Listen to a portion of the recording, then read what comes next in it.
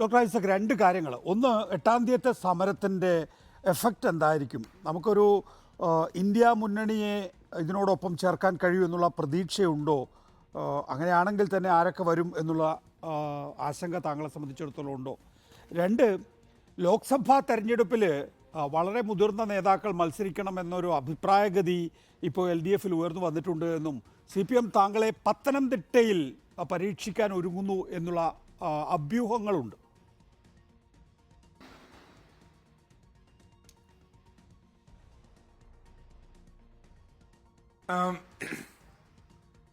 India മുന്നണി സംബന്ധിച്ച് CPM മുന്നോട്ട് വെച്ച സമീപനം അതാണിന്ന് പ്രായോഗികമായിട്ട് നടപ്പാകാൻ പോകുന്നത്. എന്താ CPM പറഞ്ഞത്? ഒരു മുന്നണി എന്നുള്ള രീതിയിൽ അഖിലേന്ത്യാ അടിസ്ഥാനത്തിൽ ഒരുമിച്ച് മത്സരിക്കുന്നതിന് വളരെ പ്രയാസമാണ്. എന്നാൽ BJPയെ തോൽപ്പിക്കാൻ വേണ്ടി ഓരോ സംസ്ഥാനത്തും അവിടുത്തെ സാഹചര്യങ്ങൾ കണക്കിലെടുത്തുകൊണ്ട് നീക്കുപോക്കുകളും യോജിച്ചുള്ള നിലപാടുകളും ഉണ്ടാവണം. ജനങ്ങളെ അണിനിരത്താൻ വേണ്ടി യോജിച്ചുള്ള സമരങ്ങളാവാം. അല്ല, ഒരു മുന്നണി തന്നെ വേണം എന്ന് മറ്റുള്ള പലർക്കും അഭിപ്രായമുണ്ടായി. CPM മുന്നണിയുടെ ഭാഗമായിട്ട് നിന്നിട്ടുണ്ട്. ഇന്ത്യ ബ്ലോക്ക് വിട്ട് പോകാൻ പറ്റില്ല, ബ്ലോക്കിലുണ്ട്. ഏതായാലും ഇപ്പൊ CPM പറഞ്ഞിടത്തോട്ടാ വരുന്നത്.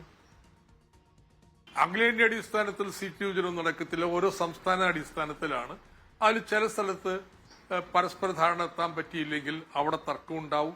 എവിടെയൊക്കെ ആവാൻ പറ്റുമോ അവിടെയൊക്കെ ഒരുമിച്ച് നിൽക്കാൻ ശ്രമിക്കും. അത്രയെങ്കിലും ആയിട്ടുണ്ടെങ്കിലും മോഡിയെ ചെക്ക്മേറ്റ് ചെയ്യാൻ പറ്റും എന്നുള്ളതാണ് എന്റെ ഒരു റീഡിംഗ്. അവസാനമായി ശ്രീ അങ്ങനെ ഇന്ത്യ ബ്ലോക്ക് അധികാരത്തിൽ വരുമ്പോ പത്തനംതിട്ടയിലെ കാര്യം കൂടെ പറഞ്ഞു.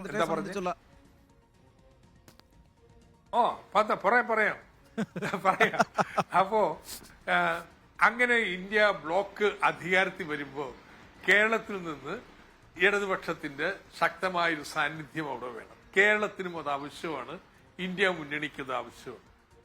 അതുകൊണ്ട് ഇടതുപക്ഷത്തെ സംബന്ധിച്ചിടത്തോളം നല്ല വിജയം കേരളത്തിൽ ഉണ്ടായേ തീരും. അതിന്റെ പ്രാധാന്യം കണക്കിലെടുത്തുകൊണ്ട് സ്ഥാനാർത്ഥികളെ നിശ്ചയിക്കും. ഒരു സംശയം വേണ്ട, വിജയിക്കാനുള്ള സാധ്യതയായിരിക്കും സ്ഥാനാർത്ഥി നിർണയത്തിലെ ഏറ്റവും പ്രധാനപ്പെട്ട ഘടകം. അതിന് കീഴ്പ്പെട്ടായിരിക്കും ബാക്കിയെല്ലാം. ഞങ്ങള് LDF-ലോ CPM-ൽ തന്നെയോ ഇതുവരെയും അത്തരത്തിൽ ആള് തൊട്ട് ഒരു ചർച്ച നടത്തിയിട്ടില്ല.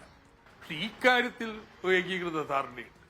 ജയിക്കാൻ പറ്റുന്ന സ്ഥാനാർത്ഥികൾ വേണം, അതായിരിക്കണം പ്രഥമ പരിഗണന. അപ്പൊ പലരും പല പേരുകൾ ഓരോ മണ്ഡലത്തെ കൂട്ടി ബന്ധപ്പെട്ട് പറയുന്നുണ്ട്. നിങ്ങൾ ഇപ്പൊ ചെറിയ പേര് അങ്ങനെ വെറുതെ പറയുന്നതല്ല. കഴിഞ്ഞ ദിവസങ്ങളിലെല്ലാം ഡോക്ടർ തോമസ് ഐസക്കിനെ കാണുന്നത് തിരുവല്ല, പത്തനംതിട്ട റീജിയനിലാണ്. താങ്കളുടെ മൊബൈൽ ഫോൺ ഞങ്ങൾ എടുത്ത് പരിശോധിച്ചു. ആ ടവറിന് കീഴിലാണ് താങ്കൾ ഉള്ളത്.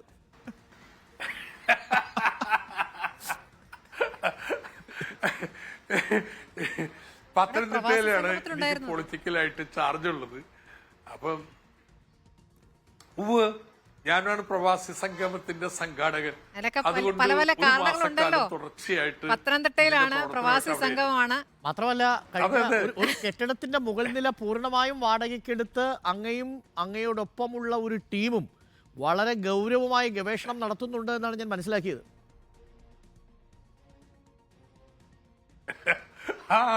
നിങ്ങൾ അവിടെ വന്നിരുന്നു റിപ്പോർട്ടർ. യെസ്, വാടകയ്ക്കല്ല കേട്ടോ, അത് സൗജന്യമായിട്ട് ഒരാൾ തന്നതാണ്. നല്ല ഒരു സ്ഥലം ഒരുമിച്ച് പ്രവർത്തിക്കാനായിട്ട്. അപ്പൊ നിശ്ചയമായിട്ടും ഇത് രാഷ്ട്രീയ ലക്ഷ്യം വെച്ചിട്ടല്ല ഈ സംഘാടനം എന്ന് പറയുന്നു.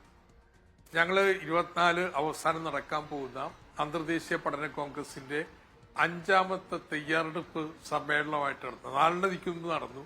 2 കോട്ടയത്തും വേറൊന്ന് കണ്ണൂരും തൽക്കാലം ഹോൾഡിൽ വെച്ചിരിക്കുകയാണ്. ഇലക്ഷൻ പിന്നീടാ വരുന്നതെങ്കിൽ ചിലപ്പോൾ കോട്ടയത്തുള്ളത് നടന്നേക്കും. ഒരു തുടർ പ്രക്രിയയാണ്. പാർട്ടി ആവശ്യപ്പെട്ടാൽ മത്സരിക്കും അല്ലേ ഡോക്ടർ ടി. തോമസ് ഐസക്? യാതൊരു സംശയമില്ലല്ലോ, പാർട്ടി ആവശ്യപ്പെട്ടാൽ മത്സരിക്കും.